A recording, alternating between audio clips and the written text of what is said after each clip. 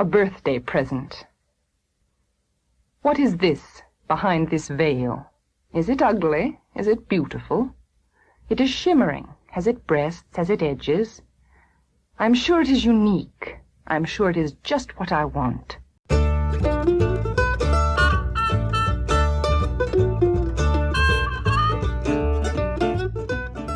Hello everybody, and welcome to another edition of earreadthis, a podcast providing critical introductions to our favourite works of literature. I'm Ash, your host, and today I'm talking about the poem A Birthday Present by Sylvia Plath. Written just months before her death in 1963, A Birthday Present was published in the posthumous collection Ariel. As you heard a moment ago, Plath lived long enough to at least record the poem, though she never saw it in print. Incidentally, one title Plath was considering for Ariel was A Birthday Present for Daddy. We find the narrator of A Birthday Present baking while sizing up a mysterious gift. Wrapped in veils, its properties are obscured, but that doesn't stop the voice from speculating at what it might be. They are taunted by the gift and question whether or not they are worthy of receiving it. The poem depicts a domestic and mundane world brushing up against the spectral. We might take ourselves to be in a ghost story from the feeling of being watched, the floating transparencies in the periphery, and the odd, sudden shriek. And through it all, the sense of death breathing down our neck as we read. Death pervades the poem. It is there in the apparently biographical reference to an early suicide attempt. It is there in the poem's bleak hospital whiteness, and it is there teased in gallow puns. You will not even hear me opening it. No paper crackle, no falling ribbons, no scream at the end. Today I will be, as usual, going through the poem section by section and giving you my personal highlights and reflections. But I'm also joined by a very special guest, Eilish Mulholland, writer, researcher, and fellow podcaster. Eilish runs the brilliant Plath Co podcast, which is linked below in the episode description box. I first came across Plath Co when I found one episode called Plath and Witchcraft, which is a brilliant conversation between Eilish and Dorka Tamash about the supernatural element in Plath's poetry.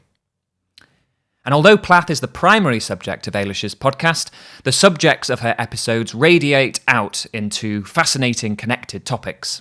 Some focus on Plath's contemporaries and others on certain aspects and subjects within modernism. I highly recommend you check it out, but not before you listen to Eilish here talking about Plath and giving a fantastic interpretation of A Birthday Present. Throughout today's episode, we will return to Plath's reading of A Birthday Present, and it was on the subject of her voice that Eilish and I began our conversation. Very corporal or visceral even in hearing someone's voice, because particularly whenever I think we look at poets, we almost envisage this idea that there's going to be some form of technology in which we connect to them. I think particularly the fact that Plath's voice is so evocative. I can still remember the first time I ever actually heard her speak her poetry. I can remember listening to that recording of, I think it was Fever 103, and I was just gripped by a sensation of hearing something almost not necessarily from beyond the grave, but realizing, oh, this person was real. And I think also as well, one of the reasons why Plath's recordings are made even more valuable is the fact that she died at 31. She died so young that on top of that, her understanding of what she was as a writer and what she was as a creative is almost, I suppose, made more precious by the fact that we don't really have a lot of recorded material surrounding her work. We have photographs, we have her hair that her mother cut before she was a teenager. We have her prom dress, and recently Bowman's, the auction house in London a couple of years ago, did a really big auction of her artifacts, and a couple of scholars, Gail Croter, who I know you've interviewed, and Peter K. Steinberg, actually were allowed to hold a few artifacts. And it's really interesting that idea of, I suppose, the materiality that comes with living and what we collect and also what we leave behind. I I don't know if you've had the opportunity to read Free Martini Afternoons at the Ritz yet. You have. Well, I was going to talk about the just mention the address books and how Gail writes about how, you can see with Sexton how it's all coffee stained and cigarettes, and with Sylvia it is typically so very neat. What is this behind this veil? Is it ugly? Is it beautiful? It is shimmering. Has it breasts? Has it edges? I'm sure it is unique. I'm sure it is just what I want. When I am quiet at my cooking, I feel it looking, I feel it thinking, is this the one I am to appear for? Is this the elect one, the one with black eye pits and a scar, measuring the flour, cutting off the surplus, adhering to rules, to rules, to rules? Is this the one for the Annunciation? My God, what a laugh. These opening lines of the poem are shared between the narrator and whatever it is behind the veil. First, the narrator wonders what it is and asks those non sequitur questions. Has it breasts? Has it edges? Then they say they feel it watching them. They feel it thinking along similar lines. Is this the one I am to appear for? Plath introduces a playfully sinister kind of euphemism used throughout the poem, in which sentences that superficially could be said in innocence by the recipient of a gift, I am sure it is unique, I am sure it is just what I want, are charged with deathly significance. The whole poem can be read as a dark pun, in which series of stock responses to presents are given black wrapping. I do not want much of a present anyway this year. Can you see I do not mind what it is? I do not mind if it is small. Do not be mean. I am ready for enormity. These puns connect the banal world with oblivion, just as the domestic setting, presumably a kitchen, where the narrator is measuring out flour, is infringed upon by this veiled apparition.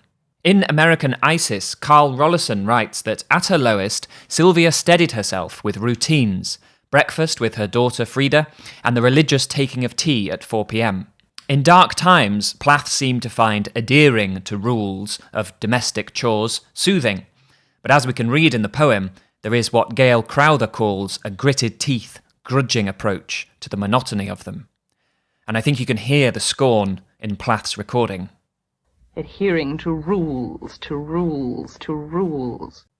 It is the it that is scorning the narrator here, the it that is shimmering behind the veil. The fact that the narrator feels it thinking and wonders if it has breasts gives us the impression of it being human, or at least being some kind of sentient personification. We might be tempted already to wonder if it is death. Passing through veils does have the resonance of passing from one life to the next. And then there are the narrator's fearful and obscure questions. Is it ugly comes first, before is it beautiful? People tend to fear the unknown before they embrace it. It also makes sense that the narrator feels its presence in quiet moments when she is cooking. Absent minds, after all, are the devil's proverbial workshop. And note that she doesn't say, when I am cooking, which sounds purposeful, the kind of cooking that might require concentration and thereby stave the devil off. No, instead she says, when I am at my cooking, which very subtly makes it sound a bit more automatic and absent-minded, like a familiar chore. The narrator imagines the it scorning her for adhering to rules and for being one with black eye pits and a scar. It shows us the narrator as one exhausted and bearing signs of injury, performing futile tasks. Whatever the nature of this annunciation that is being offered, we have the sense that the narrator does not appear worthy of it, or is at least terribly underdressed. The last thing I want to draw your attention to in this first section is the rhythm. Now, if we ignore the strange questions themselves and just listen to the speech patterns of the first two lines, we have this rush of questions, which sounds to me a bit like a child who is unable to stop themselves asking about what a present under the tree might be. What is this? Behind this veil? Is it ugly? Is it beautiful? It is shimmering. Has it breasts? Has it edges? It has that airy persistence of a child. Is it a puppy? Is it a spaceship? And when can I open it? A sort of skipping, shimmering tone which throughout the poem will be bluntly interrupted by a bark of hollow laughter or a protruding tusk. It's really difficult to imagine, given how meticulous she was. I sometimes find it really hard to imagine her drafting a poem. Yes. You know, it's like the messy business of what's sort of working one out. Yes. Have you ever seen any of the actual copies of her draft work? Only the odd reproduction in a book, not never in detail. Okay. I would advise to look at the British Library online. They have a couple of articles on Plath's work, but you can actually see the proofs. And what I find really interesting is that Plath is always constantly recycling paper and ideas. The poems that she wrote for Ariel, she wrote on the back of the draft paper that she used when writing the bell jar, and you can really see how she goes through these ideas and processes. Like there's one of my favorites, sheep in sheep and fog. You can actually see where she's written in a little box in the corner like what it is that she's trying to talk about, and then how that actually translates on like the left hand side of the paper. Wow. As you can see, there's some details that I'm very hyper fixated on, or things that I picked up from years ago that I'm like, there's this thing on this page. Yeah. Do we know anything for this, for a birthday present? Unfortunately not, no. As I'll go on to explain, it's often been one of the most neglected poems within the Ariel collection, unfortunately. And I have, as of yet, to get my hands on any of the proofs, but I live in hope. I find it extraordinary that it has been neglected, because it is a stop you in your tracks type poem. Since we're segueing into it, could I start by asking why? What made you choose it for? Yeah. For today? Well, whenever I look at this poem, it was written by Plath in September of 1962 and recorded in her own voice and audio in October of that same year. And it's one of the many, many poems that make up this Ariel collection.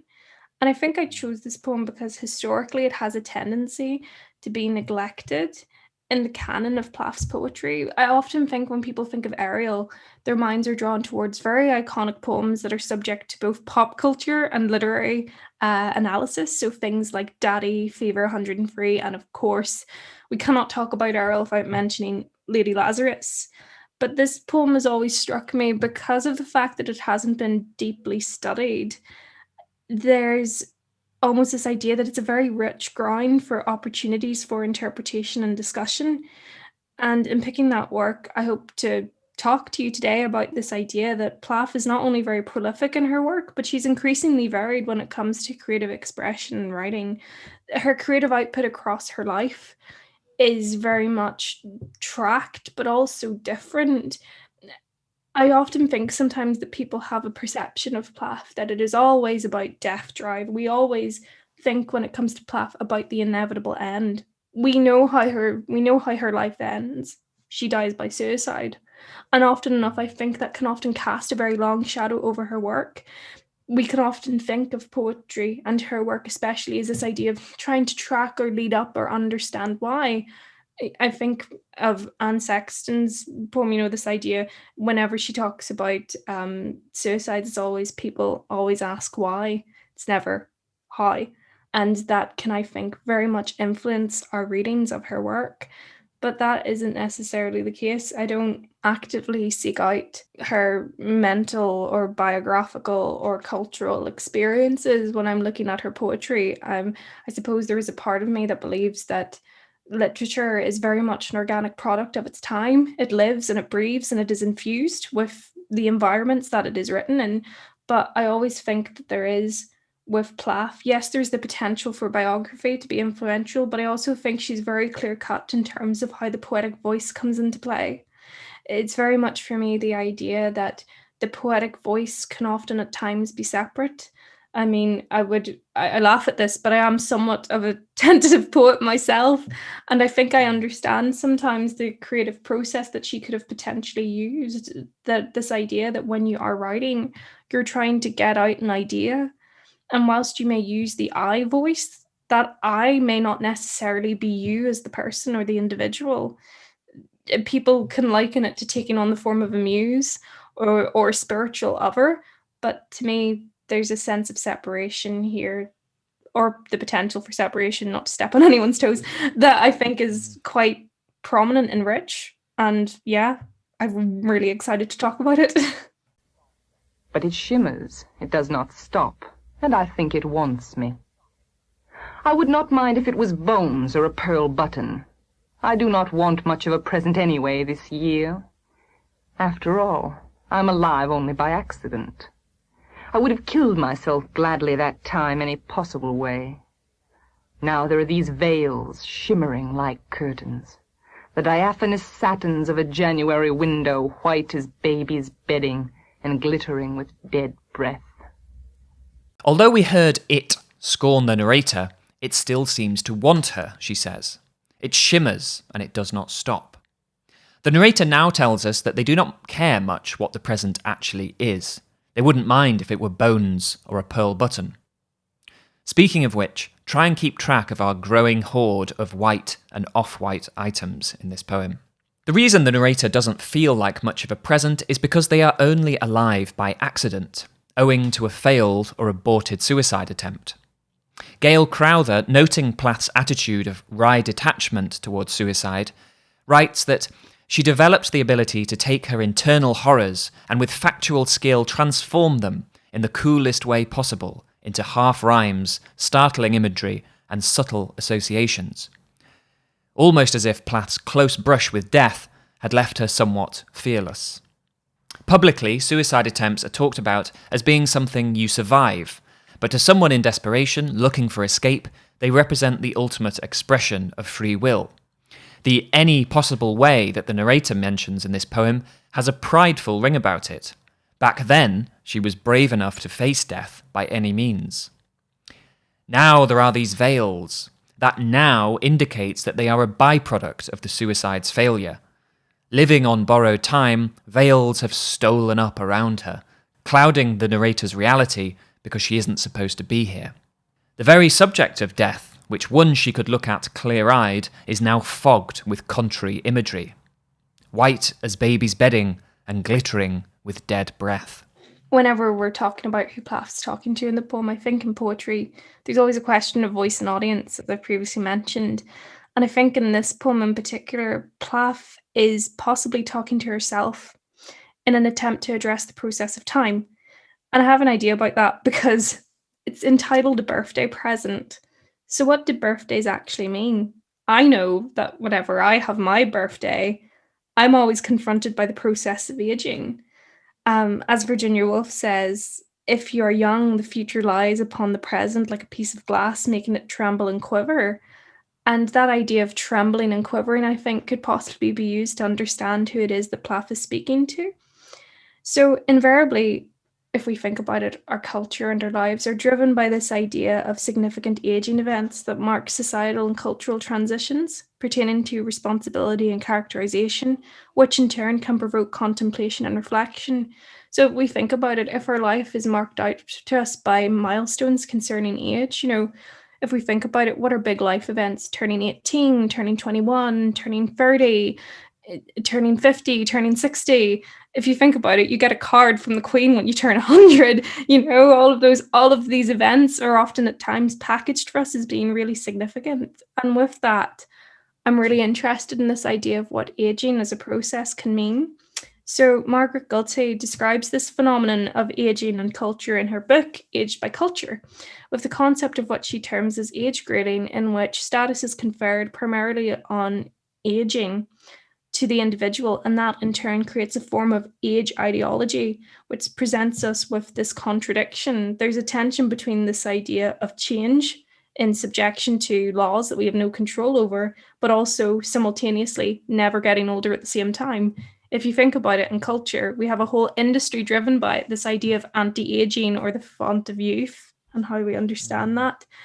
And that can be irresolvable and frightening.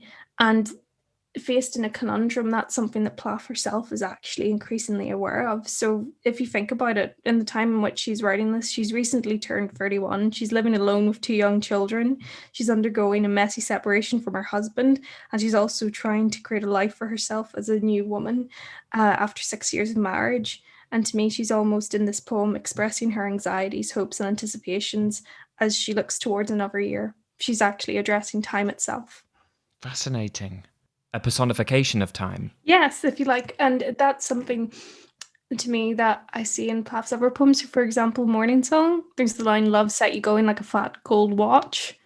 That idea of your bald cry took its place among the elements. It's that idea of birth and how that's almost time starts and begins in life, and that idea of I suppose the figure of Father Time is something that Plath has definitely interrogated, and for me I also see it in this poem as well, that idea of time and aging. Because if we were to think even culturally for a moment there, like this idea of aging and culture, there was often quite a societal ideal that once you reached a certain age, you were geriatric almost. And I suppose for someone who, was going through all of those major life changes, she's probably definitely reassessing her relationship with the world and her place in it. And she always had a strong sense of where she would be at what age. Yes. From a very young age. Yes. In her journals, she remarks to herself as the girl who wanted to be God. She's always striving to have certain goals, certain achievements. In a time when, in the 50s, when getting married very young was the ideal, it's almost this idea that you could potentially, be an old maid, or that idea of, certain things that she was going through, like a divorce or separation from her husband, are heavily stigmatized. So even, I suppose, trying to battle with that in terms of her own identity is quite admirable, given the circumstances. Oh, ivory, it must be a tusk there, a ghost column. Can you not see I do not mind what it is? Can you not give it to me? Do not be ashamed. I do not mind if it is small. Do not be mean. I am ready for enormity. Here we have the most definitive physical description of the it. Something of ivory, a tusk, a ghost column. But the narrator makes it plain that she does not mind what it is, doesn't mind if it is small, but also makes it clear that she is ready for enormity. Arthur Oberg writes about a birthday present and other connected poems that feature an obscure it, saying that what these poems address is the confrontation, immediate or potential, of something desired, yet also feared. And they address the problem of finding words able to express that confrontation. In each of these poems, the poet attempts to locate, by means of a run of images, what it is. What it is that can lie behind the veil and be the source of such comforting and horrible enormity. In the last section, I likened the rhythm to that of a child on a Christmas morning, but the narrator is mature enough to offer consolation to the gift giver. "Do not be ashamed," she says. "I do not mind if it is small." We become aware in this section of a third party, if we are to count the thinking, feeling presence behind the veil, along with the narrator and the silent person being addressed, the person who is capable of giving the gift, but apparently will require some coaxing. Not minding if it's small, but ready for enormity, another play on gift receiving and death. But enormity doesn't only invoke oblivion, but renown or immortality. The narrator is anticipating that her end will bring with it enormity of reputation. They might be saying they are ready to leave their small life behind and ascend, either to a literal afterlife, or perhaps the afterlife of posthumous fame. Yeah, there's that idea of, I suppose, death. Is that idea of, if you could link it to honesty or transparency, or as you say, like living with delusion, or almost anticipating an end. But I think with this poem in particular, it's the use of veiling that is quite significant, because an awareness of death or an end doesn't necessarily have to be morbid. It's inevitable. Death is going to happen, regardless of whether we like it or not. And I, for one, actually take an awful lot of comfort in that it's almost something that's out of my control. But similarly, I think that what Plath is doing here is almost stating that, as you say, these relics and these veils of death are here, and she knows that they're there because she has an understanding of death and death-like experiences. In the poem, we see references to her previous suicide attempt as, is this the one I am to appear for? Is this the elect one? The one with black eye pits and a scar? The scar referring to the facial injury she incurred during her suicide attempt in 1953 when she took too many pills, vomited them up, and was stumbling around in the crawl space of her house trying to get help, essentially. But I would argue that within this poem, the idea of death as being something that's like the inevitable conclusion, as we say, isn't entirely fixed because of the very materiality of the veils that surround her. These veils represent aging and death, but it's the degree of clearness associated with them that I would argue challenges this hyperfixation on death, because she chooses words such as diaphanous satins, which are characterized by a fineness of texture so as to permit it being see-through. And on top of that, we see references to terms and words associated with invisibility and a ghost column, and further stanzas, which point to, I suppose, a clarity in subject matter. The speaker throughout the poem transitions from anger at seeing these veils almost drawn up to reveal aging and death towards a position of reconciliation, I think, where she comes to understand that aging and progression towards death cannot be whole, despite her contradictions and frustrations, as it is instead to be incremental, let it come by the meal, finger by finger, and as a result of the see-through quality of the veils of life and death surrounding her, obscure, because by its very nature of being both see-through, it's almost like it's not there. So, and as this veil is let down again once more, it's almost as if display and concealment reign as death, in my opinion, slides out of the picture back down to wait until another birthday where it may reappear. Oh, that's brilliant.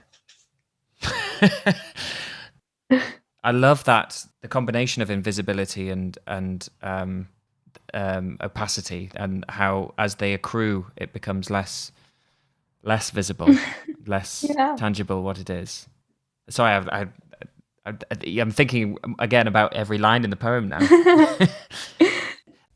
Let us sit down to it, one on either side, admiring the gleam, the glaze, the mirrory variety of it. Let us eat our last supper at it like a hospital plate. From the first line, what is this behind this veil, we've had the suggestion of some kind of marriage, thanks to those bridal-sounding veils, adding another shade of white to this sense of occasion that the poem has. The narrator now invites the giver of the gift to sit down with her on the other side of the veil's mirrory glaze. And there, with a further sense of ceremony, they might have their last supper. We have the idea of a pair betrothed but occupying different realms by being on either side of this shimmering veil. Does the mirrory variety suggest that the narrator is talking to another side of herself? If the gift is death, however small or enormous, is the narrator trying to instill part of herself with courage, the part that would do the killing? After all, even the phrase "to kill oneself" implies a fragmented identity, the self that is killed and the self that does the killing. Am I right in thinking that then that the veils do have a sort of connection to the bell jar, and or a relation to them a little? I think with the bell jar, it's published in 1963, and it's written over the summer in the early 1960s. So I think you would be right in saying there's probably a similarity in terms of not only content, but also, I suppose, context, because repeatedly in the bell jar, we have continuous metaphor of this idea to the baby in the bell jar, the world is blank and stopped, as bad as as if in a bad dream. And also as well, she talks about how no matter if I sat, if she was on a boat somewhere going to Hong Kong, she'd still be stewing in these own juices. I think for Plath, there's a commonality in using objects or materials to signify some form of possible suffocation or confinement. But with the bell jar, it's a very solid object. It's glass. And similarly, like the veil, although you can see through it, you're still aware of its parameters. Whereas to me, the veil here signifies something that is very penetrative. The veil can be there, but you can still see through it. And the fact that she chooses diaphanous satins. Again, it suggests a form of delicacy, this idea that the veil could necessarily, it could be easily ripped through, for want of a word, but in having that potential for breakage and the suggestions of delicacy, it doesn't necessarily imply negativity, because whenever she's using words and phrases in this poem, such as she's describing the veils being as big as the sky, it's almost, I suppose, possibly a form of hyperbole, because how big is the sky? There is a limitlessness to it. And within that, it could possibly suggest this idea of potential for exaggeration, but also as well possibly a mocking tone. There's a line in the poem about how she says, "Let us sit down to it, one on either side, admiring the gleam, the glaze, the mirrory variety of it. Let us sit down to it, like a hospital plate." Those lines always get me, and particularly I know previously we've been talking about performativity and spoken word when it comes to authority. It's the tone of her voice in that manner. To me, it almost sounds like she's trying really hard not to laugh when she's reading those few lines, and to me that implies, I suppose, a form of frivolity within her work. Yeah, that's quite humorous. And that's something that Plath repeatedly does in her work. She is quite hilarious. Yeah. In her letters, even. I'm glad to hear you say that. Yeah. In her letters, she's got this acerbic wit that's actually quite stinging. So anytime that I bring up this topic of Plath and humour, I always quote the line from The Bell Jar when she says, "When Constantine asked me if I would like to come up to his apartment to hear some balalaika records, I smiled to myself. My mother had always told me never, under any circumstances, to go with a man to a man's room after an evening out. It could mean only the one thing. I am very fond of balalaika music," I said. So it's just this coded cracker of a joke. Like, I think never before has balalaika music seemed so seductive but also so humorous, and I think this humor is carried on across her work. Like, in her letters to her therapist Ruth Busher after Hughes's affair, she shortens down Astley O'Weevil's name to Weeby Asshole and remarks that, she says in one of her letters, "What has she got that I haven't got? She can't make bread or poetry. She just makes ads about bad bakery bread, and she wants to die before she gets old and loses her beauty. The funny thing is, I don't think she must really enjoy sex except in her head." I know, scathing. And then on top of that as well, you also have the other scene from The Bell Jar of Buddy Willard where, she's expecting to encounter some form of virginal mentor, and instead of that, the scene's just absolutely ridiculous. So I stared at Buddy while he unzipped his chino pants and took them off and laid them on a chair, and then he took off his underpants that were made of something like nylon fishnet. "They're cool," he explained, "and my mother says they wash easily," which is just what you want to hear when you're potentially being seduced. And then he just stood there in front of me, and I kept staring at him. The only thing I could think of was turkey neck and turkey gizzards, and I felt very depressed. Buddy seemed hurt. I didn't say anything. I mean, it doesn't necessarily sound like she's enraptured by his sexual prowess, but I mean, how much more of a put down is that to a potential partner? Like, I feel very depressed at the sight of your Devastating. body. Devastating effect. I know why you will not give it to me. You are terrified. The world will go up in a shriek, and your head with it. Bossed, brazen, an antique shield, a marvel to your great-grandchildren. Do not be afraid. It is not so. I will only take it and go aside quietly. You will not even hear me opening it. No paper crackle, no falling ribbons, no scream at the end. I do not think you credit me with this discretion. More coaxing and consolation in this section of the poem, as the narrator tries to reassure the giver that their terror is unfounded. "You are terrified. The world will go up in a shriek, and your head with it. Bossed, brazen, an antique shield, a marvel to your great-grandchildren." This to me sounds eerily prophetic, and not for the last time in this poem. A crass and gory spectacle appears to be what the giver is afraid of. Death will turn them into nothing more than a marvel, a relic of forgotten violence. Plath is seemingly predicting how suicide will overshadow other ways of remembering her, how it will inevitably permeate discussion of her work. The world will go up in a shriek is perfectly judged. It gives me the sense of a room full of partygoers, up in a shriek, perhaps as someone unwraps their gift. But also the world's extinction. It's one thing to kill oneself, and another thing to kill the world along with it. Added to both of these is the sense of a world after the killing, the head gone, and the hysterical world shrieking at the bloody remains. It reminds me of the peanut-crunching crowd in another of Plath's poems, Lady Lazarus. Biographically, the fears of Plath's addressee were well-founded. Her suicide attracted enormous public attention and scrutiny, and did indeed crowd appreciations of her writing with a lot of morbid peanut crunchers. However, the narrator is confident all this can be avoided, that it can be achieved with no fuss. I will only take it and go aside quietly, she says. Then comes the shivery, sinister, you will not even hear me opening it. No paper crackle, no falling ribbons, no scream at the end. The narrator sounds firm and even a little hurt that she is not being credited with such discretion.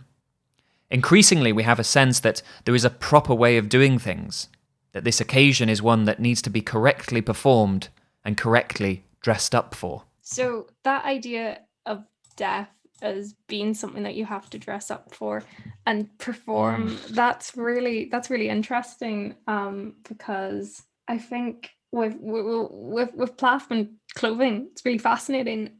There's a line that I love, and I have my letters on hand here to quote from it. She talks about, to Olive Higgins Prudy, this idea that after Ted leaves her, she talks about how I looked in my wardrobe and was astounded. In the 7 years of my marriage, I had never bought a new dress or had a hairdo. All my clothes dated from Smith and were too long and oh so familiar. I'd always thought it would never cost Ted anything, so he could write and not have a job, and now he is going out with fashion models after telling me he thought clothes were superficial. Well, I got the front of my hair cut and set and kept the long cornative braid at the back, and then I bought a gorgeous camel-coloured suit at Jaeger's with a matching sweater and a pewter hair clasp and bracelet and a black sweater and a blue and black tweed skirt and new shoes and felt like a new woman. So I think in terms of Plath and clothing, there is often a very strong sense of identity there, but in terms of this idea of performativity and performing death, that to me is quite fascinating because it's in the sense of, well, what do we mean when we think of performativity? So in terms of, I suppose, instances of in Plath's life of suicidal ideation, there is an essence, I suppose, of performativity in the sense that it's almost like she's replicating certain actions or feelings, but not ultimately giving in to them. On top of that as well, I would also say that in her culture, there's a great instance of shame surrounding mental illness and its symptoms and its manifestations. And I think here, whenever I speak of this, of Lady Lazarus, particularly the scene, where she talks about the peanut crunching crowd and how her body is turned into a relic, a miracle that knocks me out. It's almost this idea of in constantly battling with death. It's almost like it's exhaustive. It's exhaustive in the sense, if you think about it, this is a woman who has a history of mental illness, and dealing with that is exceptionally hard. It takes constant maintenance. It takes constant input to keep yourself in a state where you are comfortable and secure. And the fact at this time that Plath is essentially, if you think about it, estranged from her support network. She's undergoing a lot of stress, a lot of anxiety. She also is, unfortunately, on antidepressants that she reacts exceptionally badly to. She's having to take sleeping pills. I think whenever you're in states like that and are prone to psychological vulnerability, there is a performativity element of it that comes into play. In letters and biographies, we have mentions of her allegedly running her car off the road in North Taunton in the 1962 when Ted Hughes left her.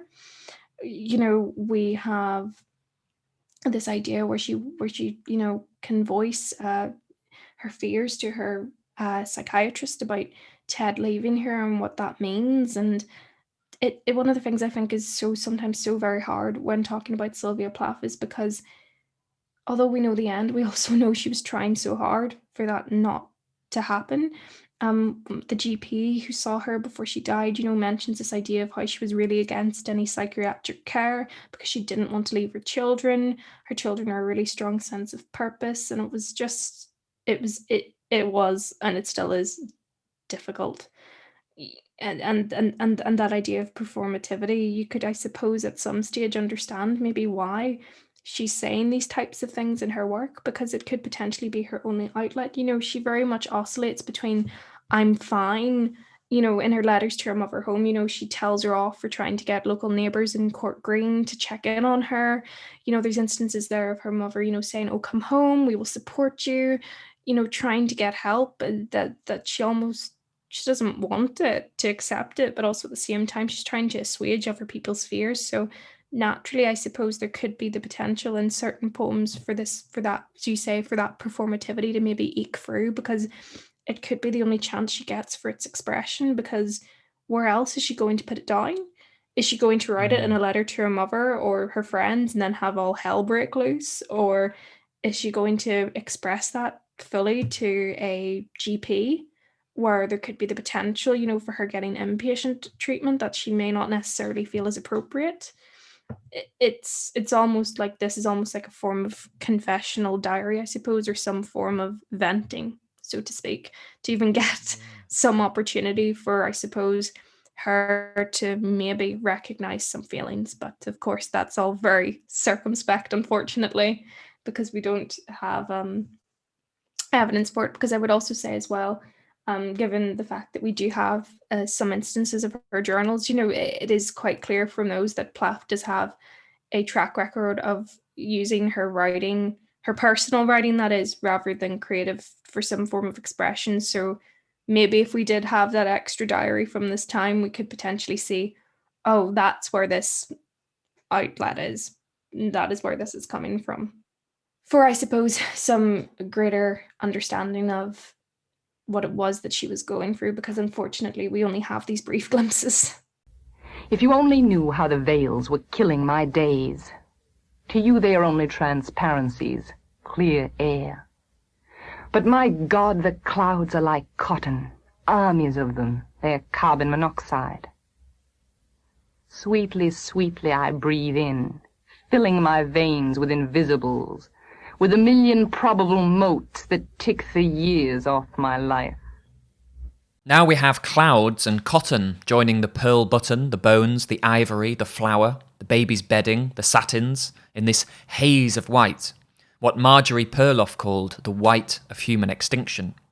Purity is something Plath associates repeatedly with death and also babies. The beginning and end has the same pristine hospital whiteness. Nothing of the off-white of these knickknacks cluttering the narrator. What jumps out most horribly in this section is the carbon monoxide. Impossible not to be reminded of the circumstances of Plath's suicide. Plath was aware of this method of suicide long before 1963, and in a journal entry even highlights the expense-saving advantage of filling a garage with carbon monoxide, as opposed to crashing a car. But the point being made here is that the veils are killing her anyway. Invisibly, slowly, the very air she breathes is like cotton. Perhaps this is why she does not mind what lies beyond the veil, what comes after death, because it can't be worse than this living death, this death that is killing her days. Would it not be so much kinder to, as she says later, let something go and have it go whole? This way of living is choking her and it will leave her numb. However, it has not only produced these veils, these clouds of cotton, but the poem as well.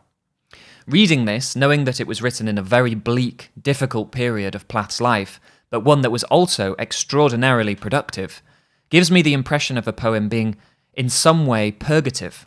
Writing a suicide becomes a way of staving one off. Carl Rollison has stressed in his work on Plath that she was not doomed, that her death was not inevitable. On the contrary, she was making determined and sustained efforts to stay alive. Yeah, there's definitely this idea, I suppose, of of trying to create an environment that she's the most strongest in or feels the most supportive in that autumn and winter. She's definitely trying to surround herself with people who she knows is going to help. You've got Susan O'Neill Rowe, the nurse in Devon, who looked after the children. There's also, she's putting in place instances where she feels she won't be isolated. So, she's moving to London. She's trying to be around people in a city compared to Court Green. She's taking control of her finances. She's also as well, trying to engage nannies very unsuccessfully, but, she's trying. She's even thinking of things like how she's going to be living in an unfurnished flat because it's going to cost less money, giving herself things to do like preparing a house. Those things are very important. And even she mentions in this idea of like her processes when she goes to choose a house in London, she takes her motivation from the area that she's going to be living in and the memory she associates that with. So the fact that when she settles in Primrose Hill, that's near Chalcot Square, where she lived whenever she first had Frida. So she's very much, I suppose, trying to make a network, but also ensuring that, she's not really cut off and isolated. She's trying to get involved with the areas that she lives in, trying to engage and work with the BBC, the New Yorker. Like, she's definitely trying to help herself in as many ways as she possibly can. As you say, it's just unfortunate that it's not enough. You were silver-suited for the occasion. Oh, adding machine. Is it impossible for you to let something go and have it go whole? Must you stamp each piece in purple? Must you kill what you can? This section very strongly supports Eilish's suggestion of the addressee being time itself, a silver-suited adding machine with its tick, its stamp that leaves each piece bruised purple, just like the narrator herself is black-eyed and scarred. Must you kill what you can, the narrator asks, reinforcing the idea that such a life is a living death. That's really very interesting to consider, death and life and death. It's almost this idea of, as I've previously mentioned, this idea that, she's aware of death in the poem. It makes sense that there's an awareness of it in life. And it makes sense that she would be aware of it. As Plath has an experience of death from a very young age. Her father dies when she's 8. There's this idea, she can lose grandparents. And also, I think what's important is to understand what we mean by death in life. We think of death in quite a formal sense, the idea that life ends, we stop living, but death can occur in many other more metaphorical ways, say the loss of friends, the loss of environments, like closing certain chapters in your life, the move from childhood to adolescence. Even if we think about it, maybe moving to different cultures, different places, there are many opportunities to experience versions of death, shall we say, that could answer the idea of death in life. And then when we think about life and death, that to me would hint at this idea of the afterlife or the legacy of what is left behind in Plath's work. So I would be thinking here in relation to areas such as the fact that she is a meticulous archivist. She has such a rich idea and content of materials.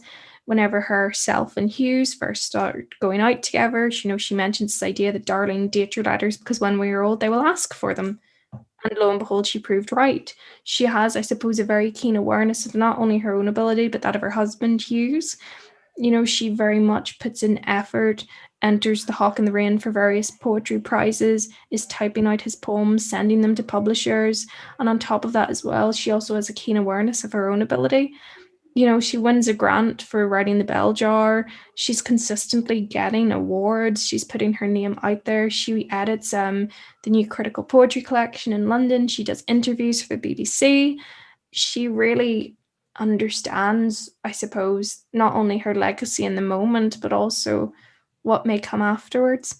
I think also in this poem, there's a line where she talks about how, she could be 60 by the time death and all of its complexities and understandings could reach her, and she still wouldn't have an understanding of it. And that, to me, that idea of almost like the fact that she mentions, or even however slightly, that she's thinking of, life beyond 31 to me seems to speak to a hopefulness or even an idea that, she's not going to die at 31. She's going to, live. And I think sometimes for a lot of people, we think that 1963 was years ago, but unfortunately it wasn't. I think sometimes we forget that Plath was so young when she died, that there is so much opportunity. I always say I mourn for what we could have had from her had she lived longer. There is this one thing I want today, and only you can give it to me.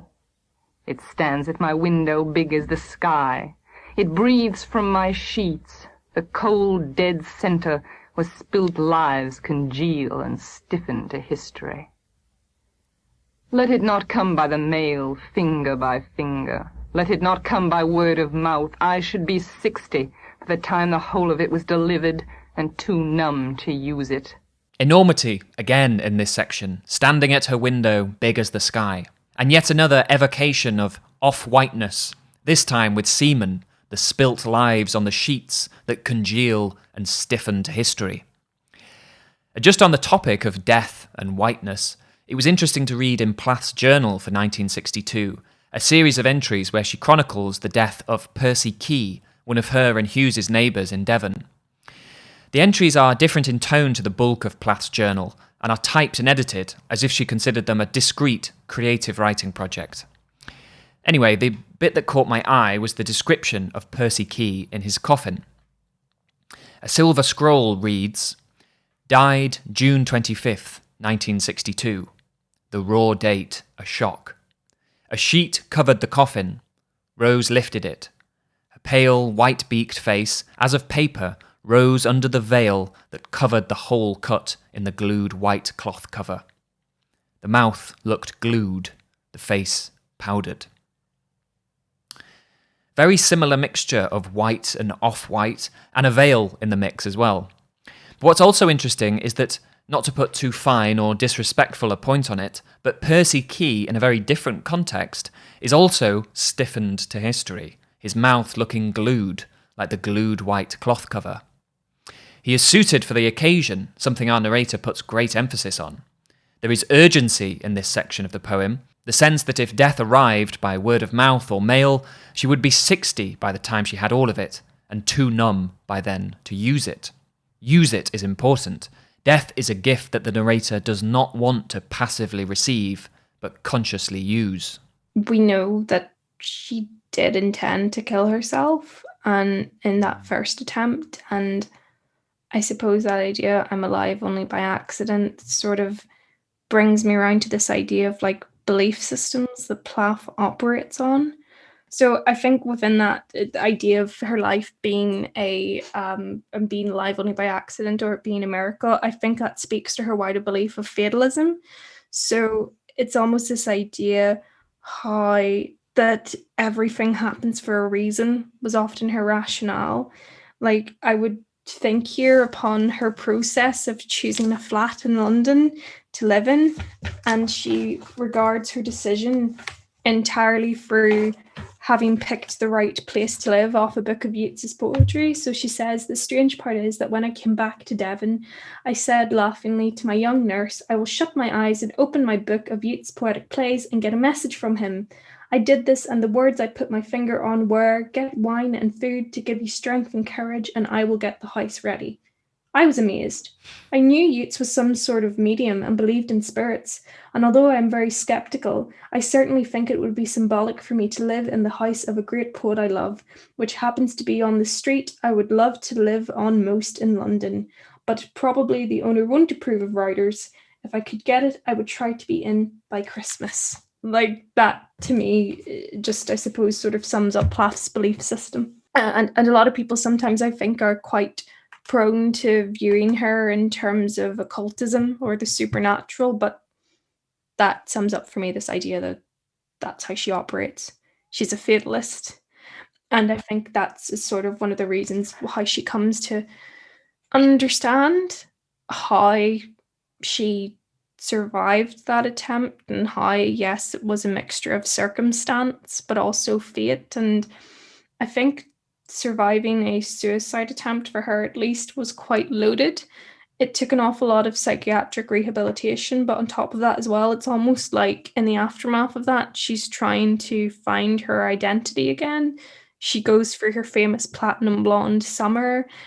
She, I suppose, tries to get back to understanding herself and what and who she is as a person.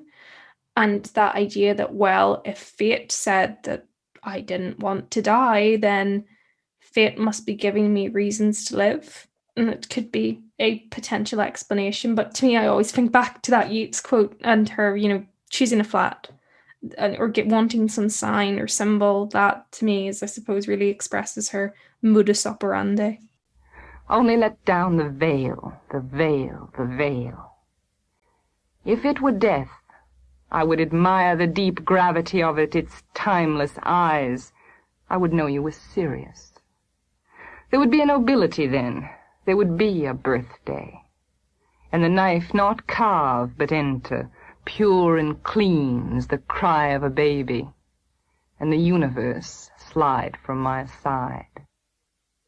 After writing the poem on the morning of 30th of September 1962, Plath, as Gail Crowther records, walked downstairs and prepared roast beef with potatoes, corn and apple cake, followed by banana bread. At 3:30 she hosted afternoon tea for the Fosters, some North Taunton neighbours, who later said, "We did not know she was a poet, and she did not tell us." When Gilbert Foster asked where Ted was, Sylvia told them she had thrown him out. According to Marianne Foster, what followed was a series of bitter outbursts against Ted, not only regarding his infidelity, but his many other undesirable habits. When Gilbert started to produce examples of other artists who behaved in a similar way, Sylvia became upset and transferred her anger onto us, as Marianne puts it. It was left to the 2-year-old Frida to bring the tea to an end, saying to the Fosters, "Mummy thinks you should leave now." In this final section of the poem, we have the narrator explicitly guess at what is behind the veil. Death, with its timeless eyes, its deep gravity, its nobility. To embrace it, to welcome the entering knife in whole, would be noble and far preferable to acquiring just another scar from another carving birthday. I think that for me, for Plath, birthdays as a concept come across as quite a social responsibility. So in her letters home to her mother when at college, she's always continually thanking her mother and relatives for the presents and gifts that they give her. And that sort of dwindles off the more when she sort of, I suppose, comes out of that young adult stage and starts, becoming a proper adult with more geographical and possible emotional separation. What I find quite amusing is that her mother in her letters always sends her birthday cake whenever it's her birthday and cookies, and Plath routinely shares that with the people she lives with, once remarking that one cake managed to feed 20 girls and Mrs. Shakespeare, the house mother. So it was just quite bizarre. I was thinking there, what type of cake is Aurelia making that's capable of feeding 20 people? But I think birthdays for her, in light of her separation from Hughes, become quite important. It's almost this idea of like reclaiming her identity after marriage. Early on in her journals, she references this idea that I will escape into domesticity and stifle myself. And I think whenever she was with Hughes, naturally, there is, I suppose, an element of that in her work. She's got 2 very young children. She's trying to manage a house and also write at the same time. And I suppose for me, I sort of view this period of her life as an attempt to, once again, I suppose, make herself get back to the essence of what is Sylvia Plath, who am I? And she, I suppose, goes on in a bit about, trying out different hairstyles, different places to live, different work, definitely becoming or trying to be more and more independent. And that idea of the second volume of her letters, beginning with, as you say, a lovely birthday and ending with the babies are crying, I must take them to tea, is quite stark.